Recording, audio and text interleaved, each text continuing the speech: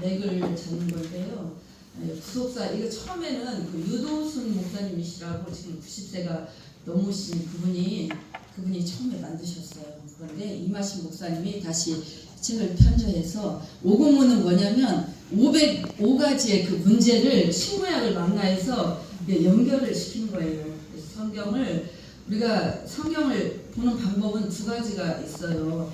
그 현미경으로 보는 게 방법이 있고 만원경으로 보는 방법이 있는데 우리가 이제 현미경으로는 주일날 많이 이렇게 보시는데 전체적인 숲을 볼 수 있는 만원경으로 볼 수 있는 이런 거는 많지 않거든요. 근데 이제 오늘 이렇게 우리 이건상 목사님께서 오늘 설교 은혜롭게 해주셨는데 그거 다 이렇게 아물려 있어요. 복음에 대한 거고 이 말씀을 어떻게 하면 우리가 구속사적으로 풀어내나 통전적으로 볼 수 있나 눈이 열리는 그러한 시간이에요. 이 시간에 이제 잘 맥을 잡으시면 평생에 인생이 방황하는 일이 없을 것입니다. 여러분 다 그런 분 알겠지만요. 성경은 모두 몇 권, 몇 장, 몇 절로 되어 있는지 혹시 아시죠? 네. 성경 몇 권으로 되어 있어요? 66권. 그렇죠? 네, 몇 장으로 되어 있어요? 1139장. 오, 할렐루야. 오, 예, 예. 그래요. 그러면 저는 또 몇 절로 되어 있을까요? 그것까지는 잘 모르시죠?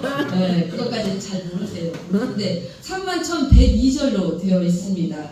네, 그러면 성경 66권을 다 듣기 위해서는 몇 년이 걸릴까요?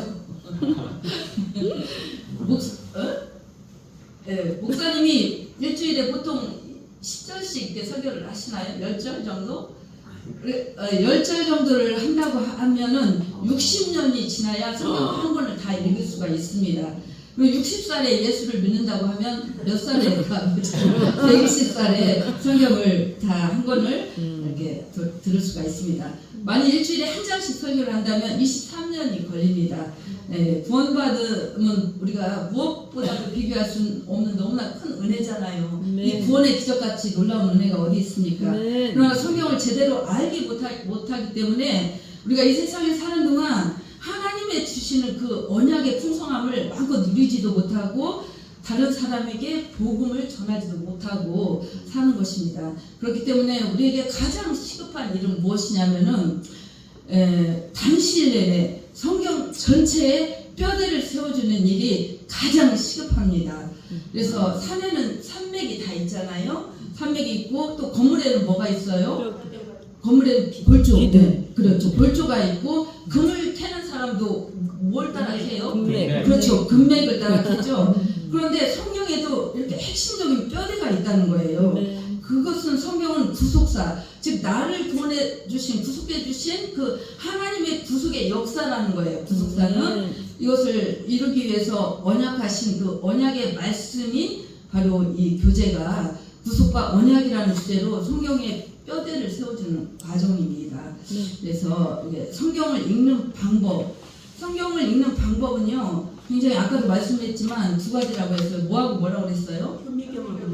그렇죠. 현미경과 만원경. 이 교재는 망원경으로 성경 전체의 그림을 보는 방법이에요. 여러분들 다 아시다시피 성경의 뼈대는 창조, 하나님 이 세상을 다 창조하시고 보시기에 참 좋았다고 했어요.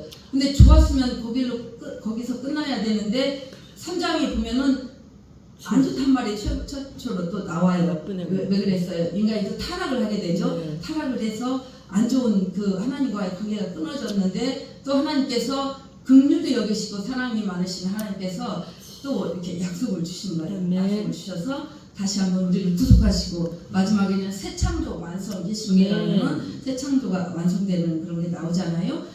관점, 우리가 성경을 보는 관점은 그 요한복음 5장 17절 성경이 있어야 되는데 그거 누가 찾아보실래요? 요한복음 5장 17절 찾으셔서 한번 읽으실래요? 죄송해요. 저는 프린트에 성경을 따로 프린트를 안 하시죠. 그들이 이 시대에 내 아버지께서 이제까지 일하시니 나도 일한다.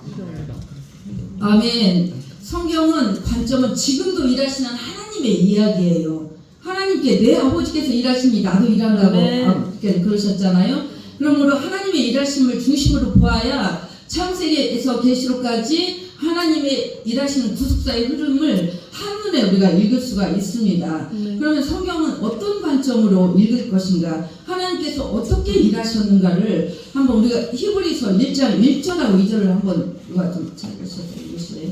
히브리서 1장 1절과 2절입니다. 일적의 선지자들로 여러 부분과 여러 모양으로 우리 조상들에게 말씀하신 하나님이 이 모든 날 마지막에 아들로 우리에게 말씀하셨으니 이 아들을 만유의 후사로 세우시고 또 저로 말미암아 모든 세계를 지으셨느니라. 아멘. 네, 히브리서 1장 1절은요, 구약의 여러 부분, 여러 모양으로 하나님께서 일을 하셨다는 거예요. 그리고 2절에 보시면 신약에 대해서 나오죠. 자기 아들을 통해서 일하셨다는 거예요. 구약은 여러 분 여러 모양으로 일했다고 하시고, 말세의 마지막 신약에는요, 자기 아들을 위해서 예수 그리스도를 위해서 하셨다는 거죠. 그러면 성경은 일관성이 있고 통일성이 있고 점진성이 있습니다. 일관성, 통일성, 점진성이 있습니다.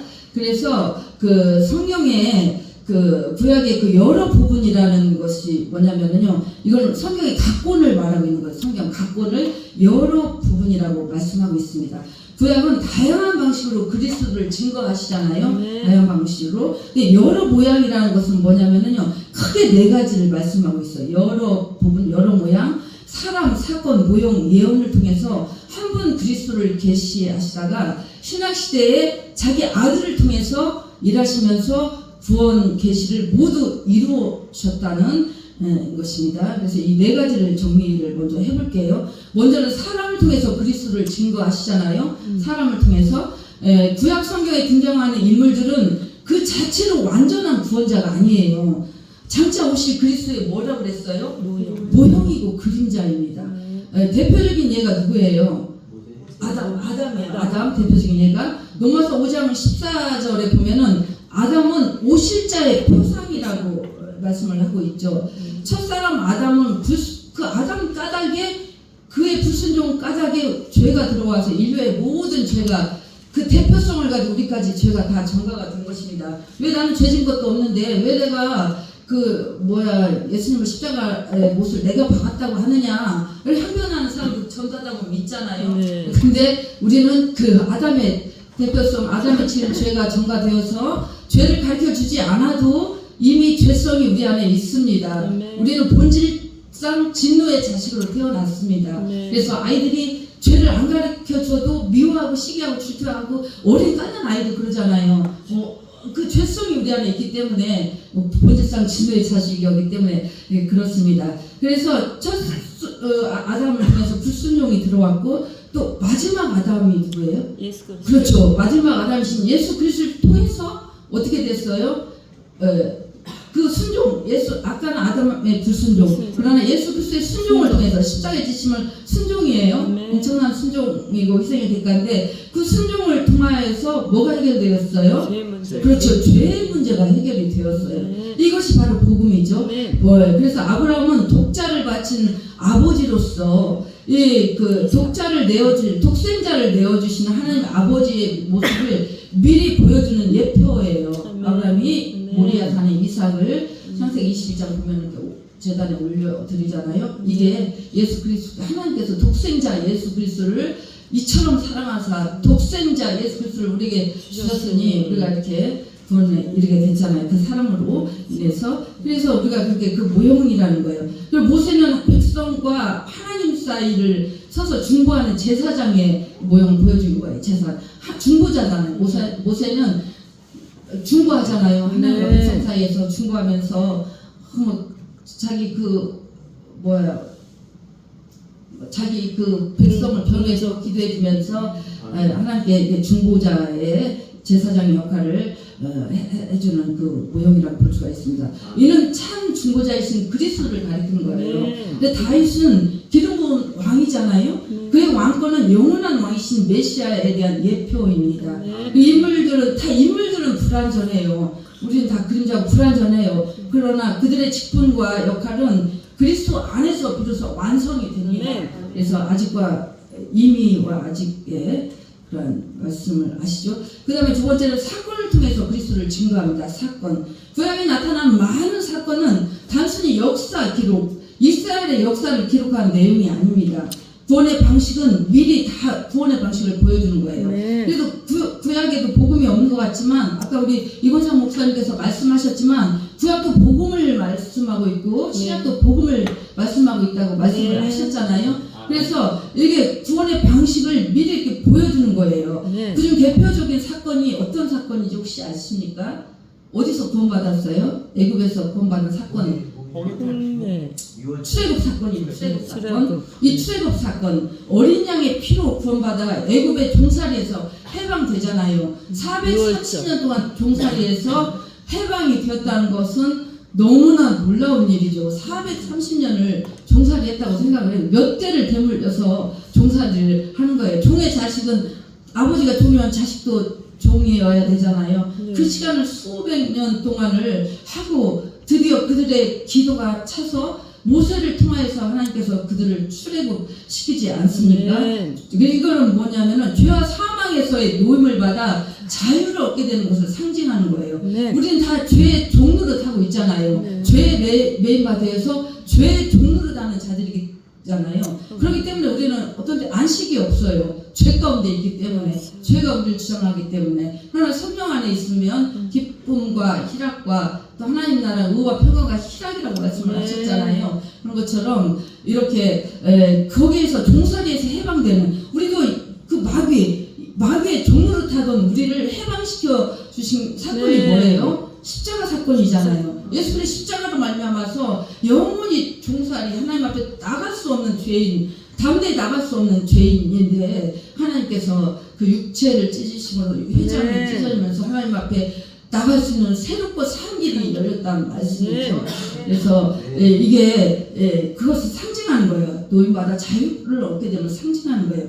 유월절 어린 양의 피는 뭐예요? 패스오버 죽음을 넘어가는 그러한 사건이잖아요. 문지방에 인방에 피를 발라놓으면은 그 죽음의 사자가 거기는 들어가지 않잖아요. 그래서 죽음, 그리스도의 대속적 죽음을 예표하는 거예요. 그 사건은 이런 사건을 통해 하나님의 구원 계획을 증거하셨다는 거예요. 그 다음에 세 번째로는 모형을 통해서 그리스도를 증거하고 있습니다.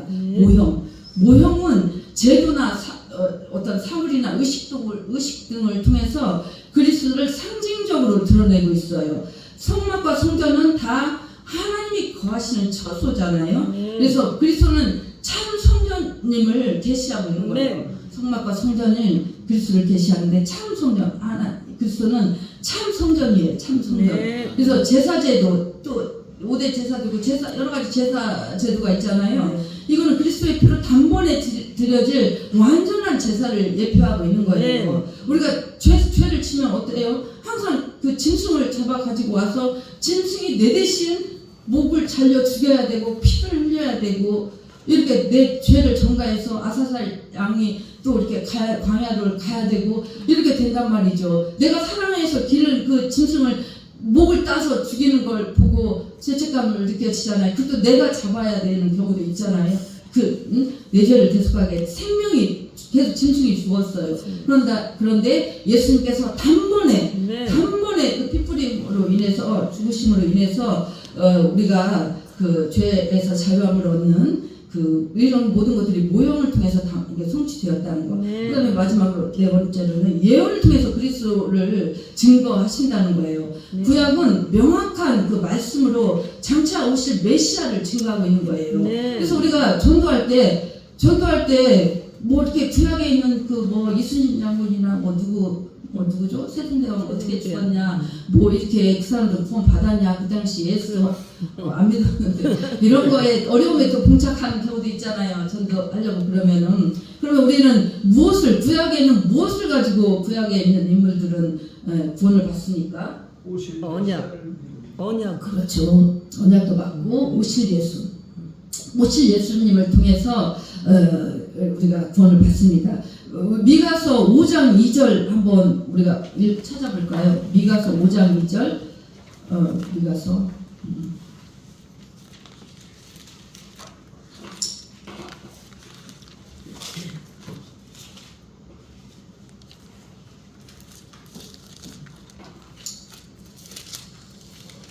먼저 찾으신 분이 딸 군대여 너는 때를 먹을지어다 그들이 우리를 에워쌌으니 막대기로 이스라엘 재판자의 뺨을 치리로다. 아멘. 야, 미가 선지자는 메시아가 5장 2절 맞죠? 미가서 5장 2절이요? 네. 베들레헴 에브라임이야 이거 맞죠? 네. 너는 유다 족속 중에 작을지라도 이스라엘을 다스릴 자가 내게로 나올 것이라. 그의 아멘. 근본은 상고의 영원에 있느니라. 아멘. 미가 선지자는 메시아가 베들레헴에서 날 것을 이미 예언을 하셨어요. 이사야 선지자도 600년 전에 이미 메시아가 탄생할 것을 예언을 하신 거예요. 네. 그래서 이사야 53장에 보면은 그 선지자가 메시아가 죄인을 대신해서 고난받는 종으로 오실 것을 이미 예언을 하셨다는 것입니다. 그리고 스가랴 선지자는 그리스도가 나귀를 타고 예루살렘을 성을 입성할 것을 말씀을 하고 계시고 은 30에 팔릴 것을 이미 예언을 했어요. 사무엘하 7장에서는 그리스도가 다윗의 후손으로서 영원한 왕권을 가질 것을 선포하고 있습니다. 네. 이 예언들은 예수 그리스도 안에서 실제로 실제 역사로 성취가 되었습니다. 네. 그러니까 구약은 그리스도를 직접 말하기도 하고 간접적으로 보여주기도 합니다. 사람은 그리스도의 그 직분을 또한 사건은 구원의 방식을 모형은 그 사역의 구조를 네. 또 예언의 실체를 증거하고 네. 있습니다. 결국 구약 전체는 그리스도께로 인도하는 증언이며 모두 성취가 되었습니다. 네. 따라서 성경 66권은 이루어졌지만 한 권의 책으로 분명한 특징을 가지고 있습니다. 그 핵심이 바로 성경은 세 가지 뭐가 있다고 그랬어요? 첫째로 일관성이 있고 그 다음에 통일성이 있고 그 다음에 정진성이 있습니다. 그렇다면 그 성경의 일관성은 뭘 말씀하고 있냐면요. 성경은 처음부터 끝까지 하나님의 뜻을 말씀하고 있죠. 네. 창세기부터 계시록까지 그 기록은 하나님이 어떻게 일하셨는가에 대한 이야기예요. 네. 아까 하나님이 일하신 내 아버지께서 일하시니 나도 나도 일한다 일한다. 말씀을 하셨잖아요. 창세기부터 계시록까지는 하나님께서 어떻게 일하셨는지에 대한 이야기인 것입니다. 네. 죄가 하나님 나라에 들어온 이후 그 나라를 회복하려는 하나님의 계획은 변하지 않았어요. 네. 그래서 하나님은 시대와 상황에 달라져도 어떤 구원의 방향을 바꾸지 않고 구원의 방식을 일관되게 계시하신 것입니다. 그래서 성경의 일관성이라는 것은 모든 시대에 동일한 방식이 반복된다는 뜻이 아니고 표현과 제도는 달랐지만 구원의 근거는 언제나 하나님의 은혜라는 거예요. 네. 구원의 근거. 내가 10% 나는 학생이니까 뭐 이렇게 시간도 많이 못 드리고 돈도 없으니까 물질도 많이 못 드리고 내가 구원은 받은 것 같기는 한데 나는 10% 뭔가 부족해 이렇게 하는 사람도 있잖아요. 네. 하나님 앞에 온전히 드리지 못해서. 네. 그러나 구원은 전적으로 뭐라고 그랬어요? 그럼 하나님의 은혜. 그렇죠. 아멘 할렐루야. 네. 전적으로 구원은 하나님의 은혜라는 거. 네. 그래서 우리가 인간은 스스로 구원에 이를 수가 없죠. 스스로 네. 구원에 이를 수 있는 사람은 아무도 없어요. 네. 지금도 자기 머리를 자기가 못 자른다는 말처럼 없어요. 예수 그리스도 외에는 다른 구원의 길은 없죠. 네. 그래서 우리가 하나님이 주도하신다는 그 원칙은 변하지 않습니다. 네. 마치 창세기라는 출발역에서 출발한 그 구원 열차가 기차가 계시록까지 동창역을 향해서 한 선로를 달리고 있는 것입니다. 네. 그래서 하나님은 자신의 구원 계획을 흔들림 없이 이루시려 가시는 거예요. 네. 이것이 성경의 일관성이라는 거예요. 네. 그 일관성이라는 것은 변화가 없다는 말이 아닙니다. 전체로 읽으면 한 방향을 향한다는 것입니다. 네. 점이 아니고 직선으로 되어 있다고 했죠. 그것이 바로 일관성입니다. 그렇다면 그 두 번째는 또 뭐라고 그랬어요? 뭐라고 했어요? 성경의 통일성. 그럼 성경은 약 1600년에 걸쳐 기록되었고 시대와 저자도 다양합니다. 그런데도 놀랍게도 중심 주제는 하나예요. 네. 모든 내용은 그리스도를 향해 가고 있어요. 네. 그리스도를 중심으로 하나로 묶이는 거예요. 창조, 타락, 구속, 완성이라는 그 큰 흐름 안에서 네. 서로 다 연결이 되고 있습니다. 각 책은 어떤 독립 독립적인 책인 것 같잖아요. 창술 내미신 오사 다 이게 신약 구약이 다 독립적인 책인 것 같지만 전체를 보면 하나의 구속사의 이야기라는 거예요. 구속의 이야기. 이것이 성경의 통일성이라는 것입니다. 그러면 성경의 마지막으로 그 뭐였죠? 점진성이죠. 점진. 성경의 계시는 한 번에 완성되지 않고 점진적으로 드러납니다. 마치 예수님의 초상화를 그린 것과 같아요. 초기에는 어떤 사건이나 언약이나 모형 등의 그림자로 나타나잖아요. 그림자로 나타난다고 했잖아요. 시간이 지나면 계시는 또 분명하고 확실해집니다. 신약에는 그리스도 안에서 최종적으로 완성이 되는 거예요. 신약의 그리스도 안에 최종적으로 그리스도 안에서 율법 제사 모형 이거 다 모형이라고 했어요. 모형. 예수 그리스도가 오시면 이 모형은 다 폐하게 되는 거죠. 그래서 다 모형이고 그 의미가 율법 제사 모형은 처음에는 의미가 완전히 드러나지 않습니다. 그리스도를 통해서 참 뜻이 밝혀지는 것이에요. 이것이 성경의 점진성입니다. 일관성은 하나님의 뜻이 변하지 않음을 말씀하고 있고요. 통일성은 성경 전체가 하나의 구속 이야기라는 것을 말씀하고 있습니다. 점진성이라는 것은 그 구속의 계시가 단계적으로 드러남을 보여주고 있습니다. 이 세 가지를 이해를 하잖아요. 그러면 성경 부분이 아닌 전체로 읽을 수 있는 눈이 열리게 됩니다. 우리가 이렇게 하나님이 일하시는 그 관점 유익은 참으로 이게 참 많아요. 저도 이게 성도들을 어떻게 뭘로 이렇게 제자 훈련을 시키고 양육을 시켜야 되나 이런 게 굉장히 고민이었어요. 교회를 개척하고 고민이었는데 여기저기서 막 외국에서도 가져오고 여러 가지를 자료를 줘서 새신자 뭘로 이렇게 해야 되나 고민이었는데 다 이렇게 마음에 와닿는 것은 크게 없었는데 저도 이제 이것을 공부하면서 이걸로 가르쳐야 되겠다. 성경을 너무 몰라서 영혼들이 습속을 방황을 한다고 해요. 왜냐하면 너무 그렇죠. 너무 광범위 하다 보니까 갈 길을 못 찾고 방황을 하고 있는 거예요. 그런 성경을 제대로 모르기 때문에 인생이 방황하고 하나님이 어떤 분인가를 모르기 때문에 우리가 그 사랑을 모르기 때문에 헌신도 안 하는 거죠.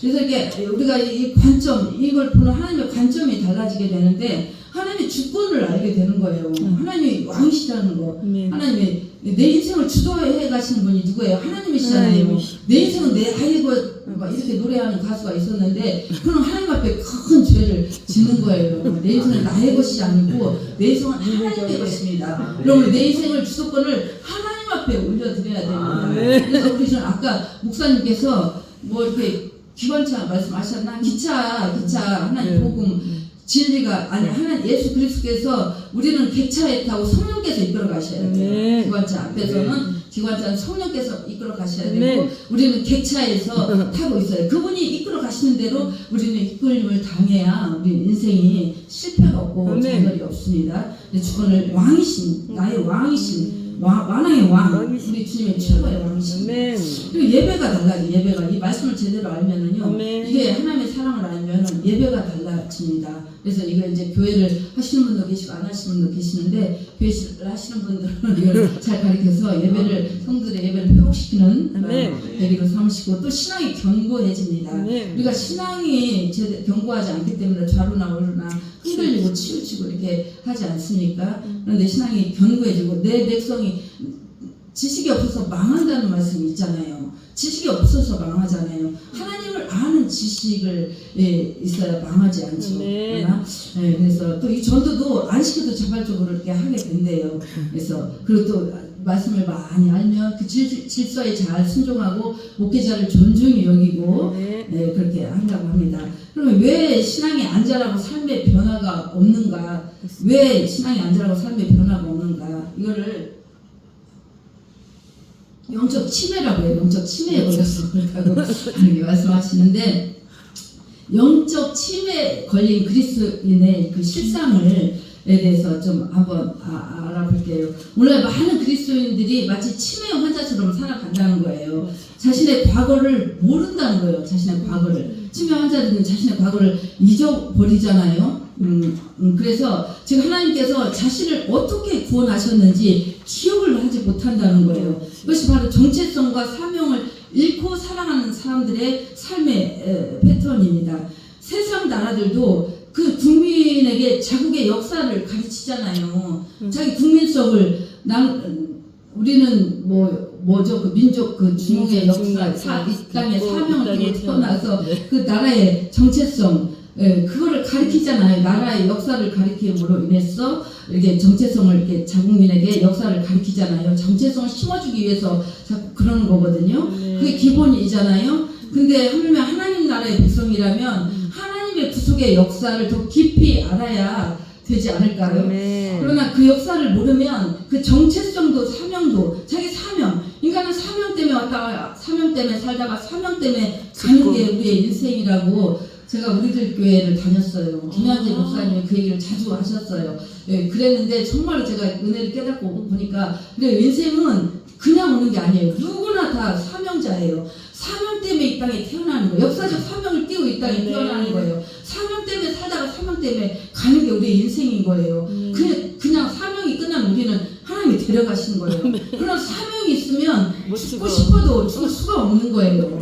그 사명은 아직 끝나지 않았기 때문에 그렇기 때문에 우리의 사명에 따라서 우리의 생명이 경각에 다 이렇게 딸려 있다는 거. 그래서 그러나 그 역사를 그 사명도 잊어버리고 무기력한 상태에 빠지게 되는 거예요. 내 사명을 모르기 때문에 병합을 하고 무기력한 상태에 이렇게 빠지게 되는 거예요. 구약 사사기 역사가 그 단적인 예예요. 사사기 역사가 사사기 2장 10절 한번 보실래요? 사사기 2장 10절요.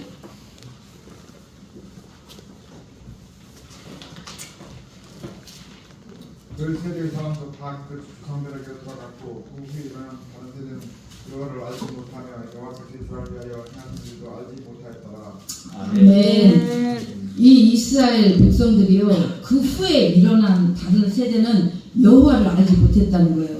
여호와께서 이스라엘 위해서 행하신 일도 알지 못했다는 거예요. 얼마나 놀라운 일을 많이 행하셨습니까? 홍해가 갈라진 일이 보통 일입니까? 10가지 재앙을 통해서 그 어마무시한 제국의 그 정권을 무너뜨리고 모세라는 이름도 없는 사람이 가가지고 출애굽시켜서 데리고 오는 게 보통 일입니까? 이 놀라운 어마무시한 사건을 겪고 했음에도 불구하고 이걸 다 잊어버렸다는 거예요. 역사를 알지를 못했다는 거예요. 이게 뭡니까? 이거 계승이 안 돼서 그렇습니다. 그거 계승이 안 돼서 말씀도 우리가 계속 계승을 해야지 됩니다. 그래서 그들은 하나님이 어떤 분인지 자신들 위해서 어떤 일을 행하셨는지를 잊었고 결국 신앙은 굉장히 잊어버리니까 타락할 수밖에 없죠. 하나님 누군지도 모르는데 그 다 타락할 죄의 종로를 할 수밖에 없습니다.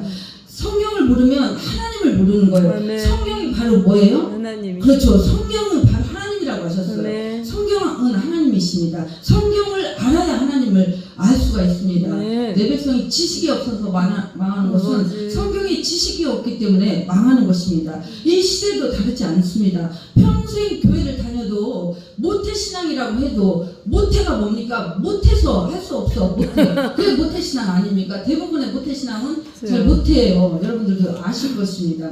그래서 모태신앙이라고 자부해도 정작 하나님을 모르는 사람이 너무 많이 있다는 거예요. 그 이유는 분명해요. 왜냐하면 교회는 다니지만 성경을 읽지 않고 또한 배우지 않았기 때문에 그렇습니다. 우리 그래서 성경을 정말로 잘 가르치는 게 교회의 책임이죠. 성도들이 영적 유기, 아기를 낳으면은 이렇게 먹이잖아요. 엄마가 젖을 먹이고 미용도 먹이고 먹여서 키우잖아요. 근데 젖을 안 먹이고 아기를 방치시켜 놓으면 아기가 자라지도 않고 죽죠. 이거 뭐 실질적으로 진짜 뭐 PC 게임에 빠져가지고 아기를 젖을 안 준 아기가 죽었다고 해요. 뉴스에 나왔다고 해요. 저는 잘 모르겠는데 그래서 그렇게 방치해두면 안 되고 이게 가르치지 않아서 그렇다는 거예요. 그래서 이렇게 성경은 하나님을 알게 하려고 주신 책이에요. 우리에게 하나님을 알게 하기 위해서 주신 책입니다. 그래서 우리를 향한 하나님의 사랑, 그 구속의 역사를 보여주는 책이에요.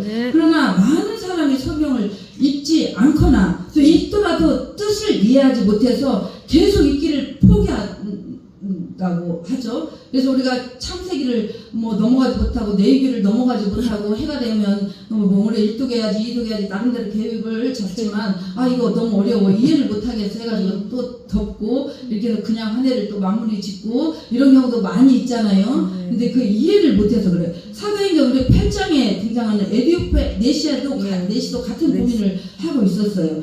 8장 사도행전 8장 30절에 31절 한번 읽어보실래요?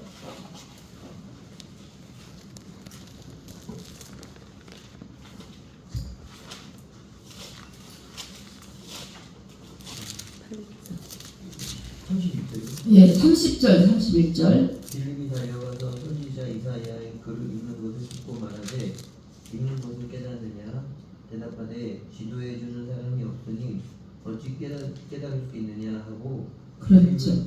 청하여 술에 올라 같이 앉으라. 아멘. 아멘. 예, 그 이디오피아 네시에 있잖아요. 네. 이 사람 굉장히 고위직에 있는 분인데 이 사람 예수를 믿고 이 성경을 보는데 이사야 53장을 보고 있었죠. 근데 보긴 보는데 뭔가 하는지를 모르고 있는 거예요.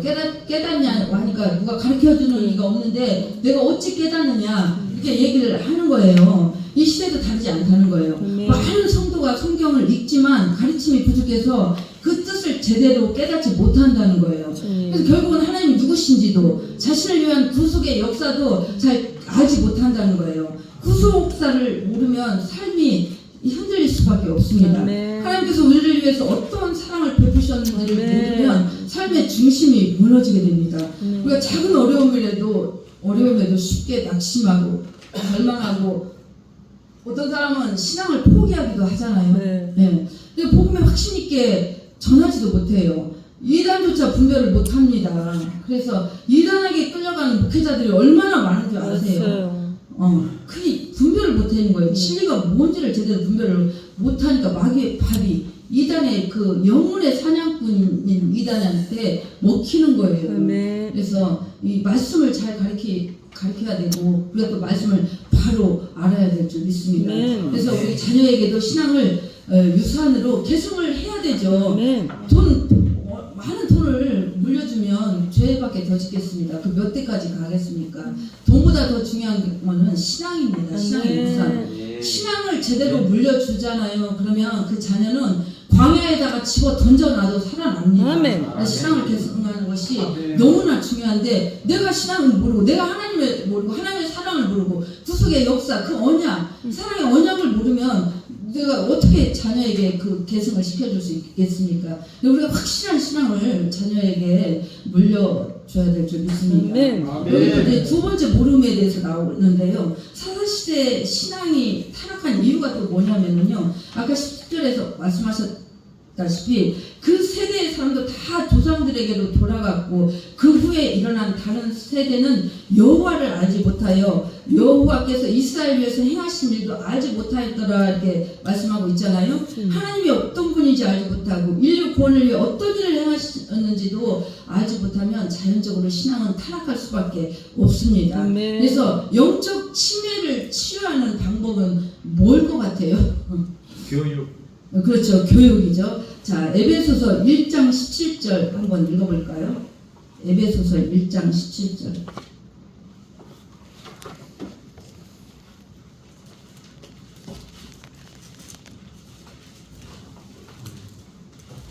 또 오셔서 먼데 있는 너희에게 평안을 전하시고 가네. 아니요, 2장 에베소 1장 17절이요. 많이 아시는 우리 주 말씀이죠. 예수 그리스도의 하나님 영광의 아버지께서 지혜와 계시의 영을 너희에게 주사 하나님을 알게 하시고. 아멘. 알면서 시작됩니다. 영적 치매는 이렇게 뭘로 치료하냐면 해답은 성경 속에 다 있어요. 사도 바울은 에베소 교회 성도들을 위해서 늘 알기를 기도했다고 했어요. 그리고 에베소 성도들한테 사도 바울 하는 얘기가 뭐예요? 우리 주 예수 그리스도 하나님 영광의 아버지께서 지혜와 계시의 영을 너에게 주사 하나님을 알게 하시고 이렇게 하시잖아요. 그래서 하나님을 아시려면 자세히 알기 위해서는 어떻게 해야 돼요? 성경 말씀 지혜와 계시가 열려야 돼요. 지혜와 계시가. 성령님을 통해서 아까 목사님 말씀하신 것처럼 성령님이 아니시고는 하나님이 누구신지도 모르죠. 그 성령 성령의 은혜가 아니면 우리는 사랑을 할 수도 만들 수도 없죠. 하나님의 성령이 강권적으로 부어주시는 그 하나님의 사랑만이 세상을 변화시키고 나를 더 변화시킬 수 있잖아요. 그 사랑을 우리는 할 수가 없습니다. 성령께서도 말씀을 조명을 해주셔야 돼요. 조명을 해주셔야 이 말씀이 마리아에게서 아들을 예수님이 성령으로 잉태해서 애를 낳는다는 게 상식적으로 이해가 됩니까? 이해가 안 되죠. 그러나 우리는 믿잖아요. 누가 믿게 합니까? 성령께서 알게 하시고 믿게 하시고 그게 구속사의 역사에 이끌어가는 그 방법 중에 또 한 방편이죠. 마리아를 통해서 예수 그리스도가 이 땅에 태어나시고 이런 것들이 자, 또 바울은 이렇게 말해요. 3장 18절 19절 한번 읽어보실래요? 능히 모든 성도와 함께 지식에 넘치는 그리스도의 사랑을 알고 그 너비와 길이와 높이와 길이가 어떠함을 깨달아 하나님의 모든 충만하신 것으로 너에게 충만하게 하시기를 구하노라. 아멘.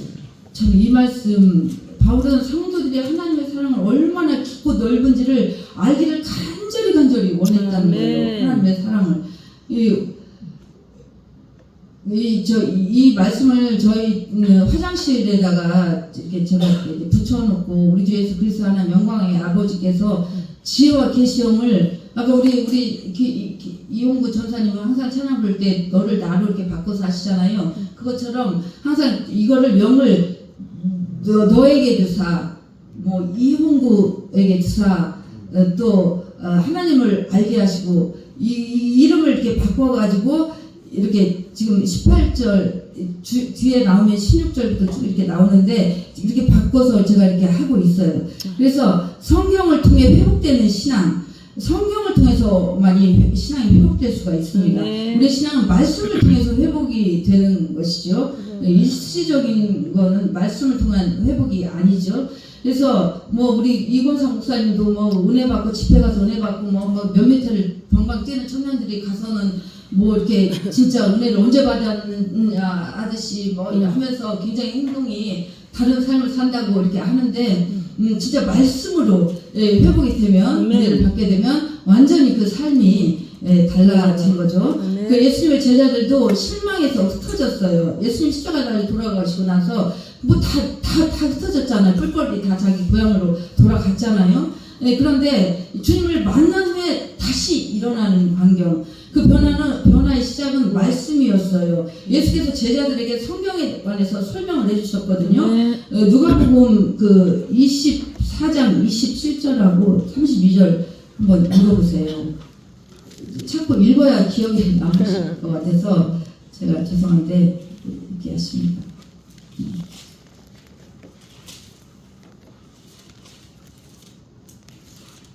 누가복음 24장 27절하고 32절입니다.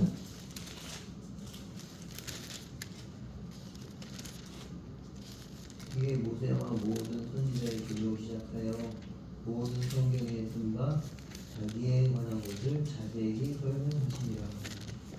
32절이요. 32절이요.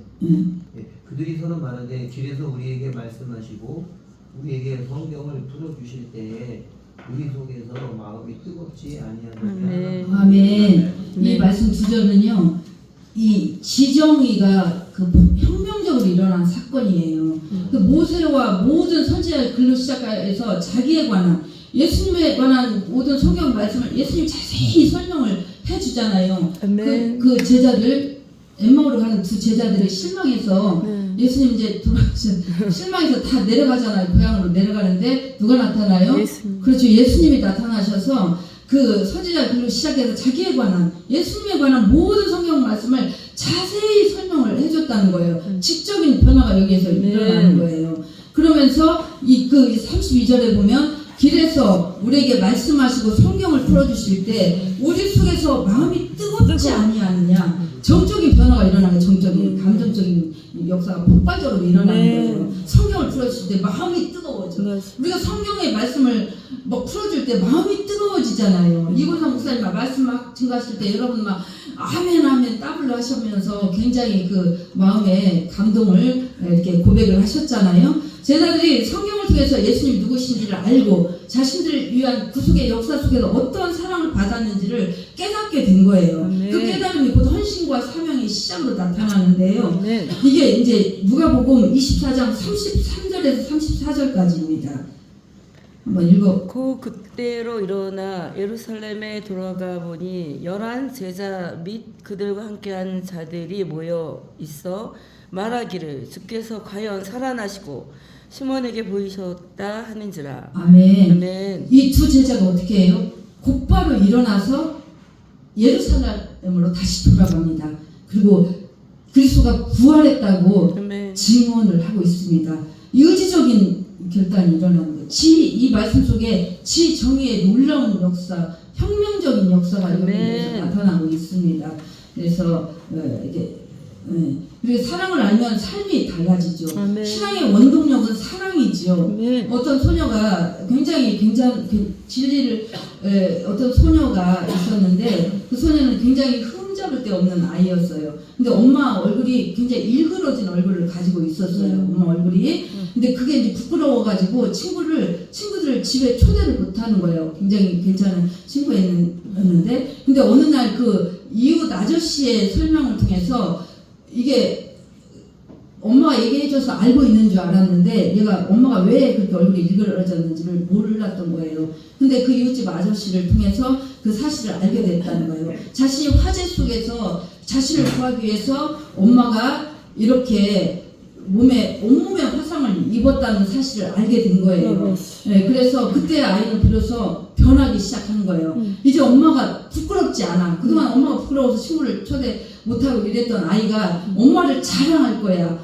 하면서 공부 더 열심히 해서 엄마를 기쁘시게 할 거야. 누군가가 그 사랑을 설명해 줬을 뿐인데 아이는 완전히 그 인생이 변한 거예요. 그 사랑을 아는 것이 곧 변화의 시작이라는 거. 이렇게 사랑을 알면 삶은 달라진다는 거. 우리 신앙도 마찬가지입니다. 하나님이 어떤 분이신지 우리를 위해서 어떤 일을 행하셨는지를 풍성하게 알게 되면 신앙은 반드시 살아난다는 것입니다. 사도 바울은 말씀하고 있습니다. 고린도서 5장 14절에 보면 그리스도의 사랑이 우리를 강권하시도다 이렇게 말씀하고 있는데 이 강권하다는 말이 뭐 강제로 이렇게 끌어당긴다는 말이 아닙니다. 이거는 그의 사랑이 우리를 붙들고 인도에 간다는 뜻입니다. 이 신학적 용어로는 성도의 견인이라고 합니다. 튤립 그거 아시죠? 다 배워서 아시죠? 성도의 견인. 신앙생활은 우리의 의지나 노력만으로 되는 게 아닙니다. 마치 기관차가 개차를 이끌고 가듯이 하나님의 사랑이 우리를 천국까지 이끄는 여정이라고 볼 수가 있습니다. 그래서 신앙의 그 원동력은 하나님의 사랑입니다. 그 사랑 때문에 우리가 목숨이 하나밖에 없지만 가서 바치고 이슬람권에 들어가서 목숨을 불사하고 부인 안 하잖아요. 절대 칼을 쳐도 이제 마지막 시대에 우리가 살고 있습니다. 이 시대는 순교자적인 어떠한 결단과 그 신앙을 갖고 있어야 돼요. 언제 어떻게 될지 이제 시대가 너무 암울하고 그런데 다 그런 순교자적인 신앙의 수준을 갖추어야 예수님을 배반하지 않을 수가 있습니다. 다시는 여섯 번째 다시는 영적 침해에 걸지 않도록 하기 위해서는 우리가 하나님의 백성 반드시 성경을 읽고 배우고 또 가르쳐야 합니다. 그래야 하나님의 구속의 사랑을 알고 언약의 축복을 누리며 하나님 나라의 백성으로 온전하게 살아갈 수 있는 것입니다. 누가는 누가복음의 기록의 목적을 이렇게 소개를 하고 있는데요. 이거 한번 누가복음 1장 3절 4절 한번 읽어주세요. 다 같이 누가복음 1장 3절 4절.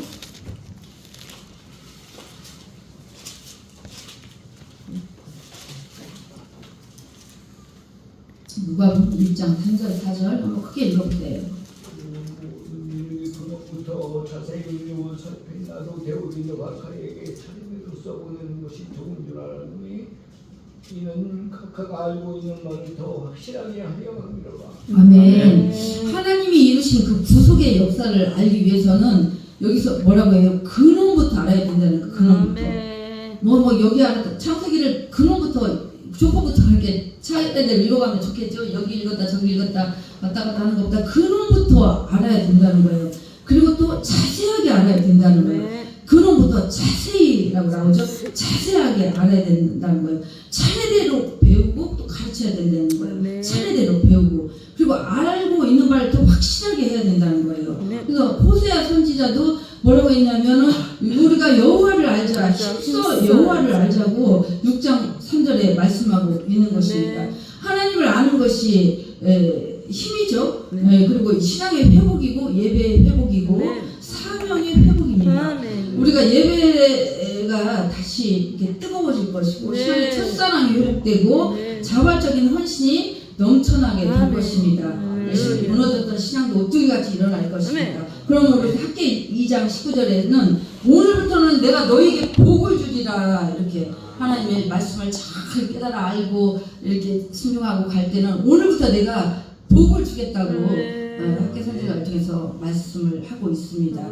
자, 그러면 우리가 누구인지 한번 우리가 누구냐면은요, 출애굽기 12장 41절 한번 보실래요? 출애굽기 12장 41절.